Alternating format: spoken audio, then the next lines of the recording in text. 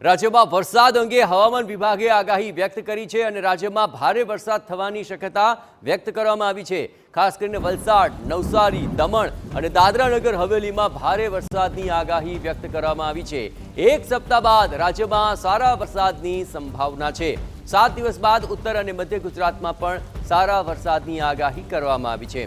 26મી ઓગસ્ટે બનાસકાંઠા, સાબરકાંઠા અને અરવલ્લીમાં ભારેની આગાહી વ્યક્ત કરવામાં આવી છે। આ ઉપરાંત પવનની દિશાને કારણે ગરમીમાં પણ વધારો નોંધાયો છે।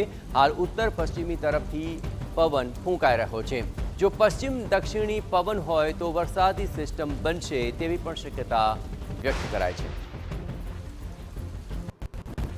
અમદાવાદ સહિત રાજ્યભરમાં ગરમી વધી રહી છે। અમદાવાદમાં સતત બીજા દિવસે 36 ડિગ્રીથી વધુ તાપમાન નોંધાયું। ડીસામાં સૌથી વધુ 36.4 ડિગ્રી તાપમાન નોંધાયું છે। ગાંધીનગરમાં પણ 35 ડિગ્રીથી વધુ ગરમી નોંધાઈ રહી છે।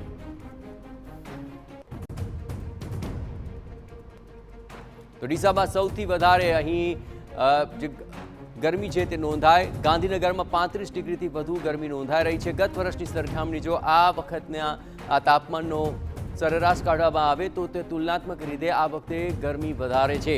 અમદાવાદમાં સતત બીજા દિવસે 36 ડિગ્રીથી વધુ તાપમાન રહેતા લોકો ગરમીથી પરેશાન થયા હતા।